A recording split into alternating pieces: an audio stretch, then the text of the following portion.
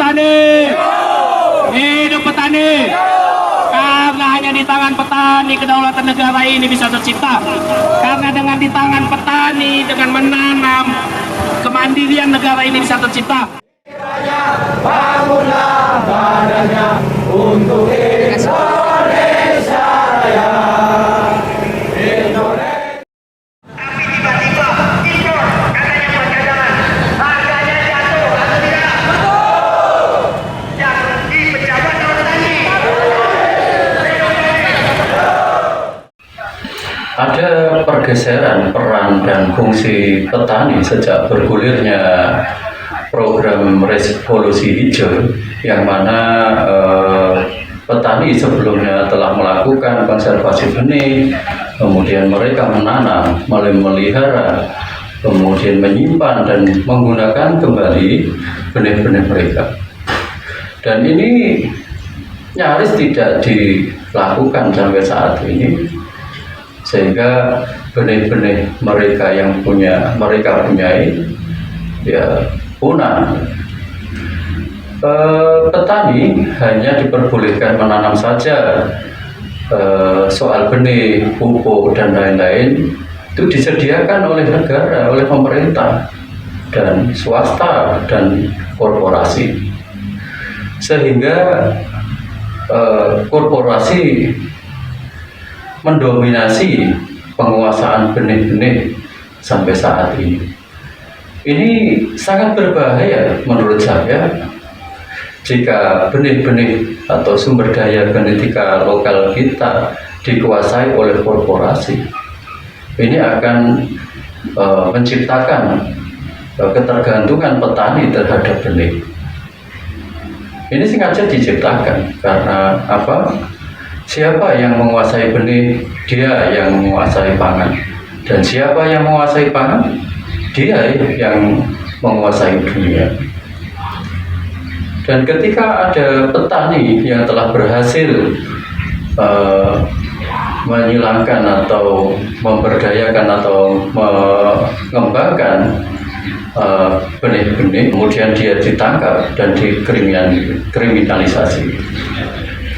Ini seharusnya mereka ini dilindungi dan diberdayakan. Nah, undang-undang yang dibuat ini tidak berpihak kepada petani. Justru undang-undang ini dibuat untuk kepentingan korporasi. Sedih melihatnya. SPI sebagai organisasi petani yang ya kita tidak tinggal diam. Kami mencoba untuk berjuang melalui sebuah forum-forum baik nasional dan internasional. Kami juga terus berjuang sehingga petani kecil untuk mendapatkan hak-haknya atas benih. Kemudian kami juga mencoba untuk mengumpulkan kembali sumber daya genetika lokal yang tersisa. Kemudian kami kembangkan, kami teliti dan kami kawin silangkan sehingga menjadi varietas-varietas baru yang kemudian kita akan distribusikan ke anggota SPI ke seluruh Indonesia. Yang berhasil kita kembangkan ada beberapa varietas.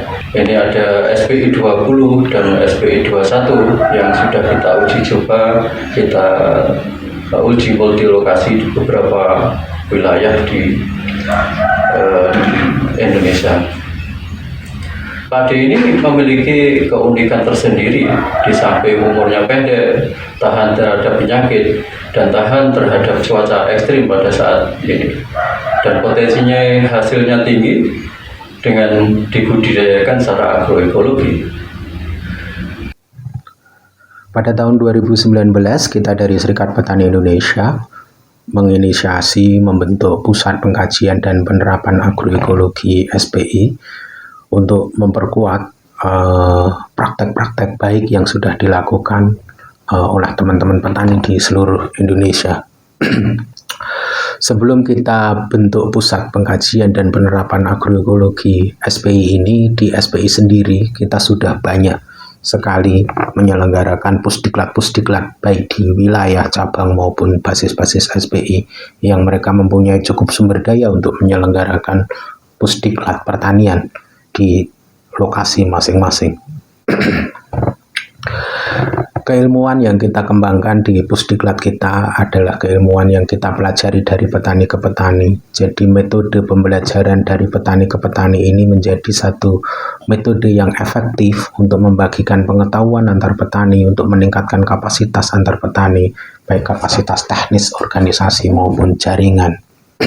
Agroekologi harus kita dudukkan secara utuh dan menyeluruh di dalam konteks ilmu, kemudian juga keterampilan, pengetahuan, sekaligus juga sebagai gerakan, karena memang kita membutuhkan gerakan agroekologi ini untuk menjadi bagian dari penyelesaian permasalahan-permasalahan yang ada di dalam pertanian Indonesia. Yang kita sudah rasakan bersama sebagai petani ketika kita ikut belajar bareng dengan teman-teman petani yang lain di seluruh Indonesia. Dengan menerapkan agroekologi, kita bisa mendapatkan hasil produksi yang lebih baik secara kualitas maupun secara kuantitas. Tapi di saat yang bersamaan kita bisa menekan biaya untuk produksi kita, karena beberapa sarana produksi yang kita butuhkan itu bisa kita produksi sendiri oleh teman-teman petani. Benih, kemudian pupuk, kemudian bahan yang kita perlukan untuk mengendalikan hama dan penyakit tanaman, itu kita bisa produksi sendiri dan kemudian kita distribusikan sendiri di antara teman-teman petani melalui jejaring organisasi SPI. Kemudian kita juga membentuk kawasan daulat pangan di beberapa wilayah. Dan di kawasan daulatan pangan ini kita sepakat bersama anggota kita bahwa kita tidak akan menjual lahan kita untuk dialihfungsikan sebagai industri ataupun real estate. Kemudian kita juga menanam dan mengembangkan benih-benih varietas yang kita hasilkan di kawasan daulat pangan ini. Di situ juga kita adakan pertemuan-pertemuan rutin setiap bulannya. Ada pelatihan pemuliaan benih, ada pelatihan penangkaran benih, kemudian bagaimana menyeleksi, menyimpan, dan menggunakan kembali. Kemudian ada juga pelatihan pembuatan pupuk organik, agen hayati, fungisida dan insektisida alami, dan tentu di situ ada koperasi sebagai kegiatan ekonomi pangan kita untuk menangani pasca panen, kemudian juga untuk memasarkan hasil-hasil produksi kita. Assalamualaikum warahmatullahi wabarakatuh. Saat ini saya berada di kawasan Daulat Pangan Serikat Petani Indonesia Provinsi Jawa Timur, tepatnya di Desa Senori, Kecamatan Meraura, Kabupaten Tuban. Di sini kita di lahan pertanian tanaman padi. Saat ini tanaman padi berusia sekitar 20 hari setelah tanam. Ini di kawasan Daulat Pangan ini ada beberapa varietas yang ditanam oleh petani, yaitu ada Sehirang, ada Impari 32, ada SPI 20. Ya. Ini tampak hijau dengan luas lahan sekitar 260 hektar di kawasan Daulat Pangan. Ini ada petani kita lagi mengairi sawahnya dengan irigasi teknis.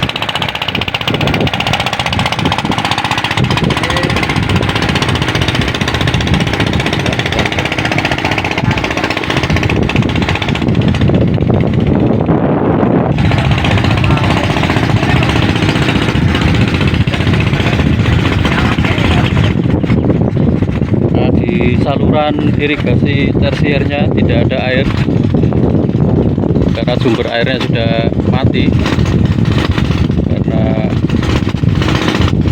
tidak bisa lewat ke sini, semua terbuang ke laut. Jadi, sehingga di area kawasan Daulat Pangan ini tidak kebagian air. Nah, kita lihat semua pakai diesel untuk mengairi lahan sawahnya.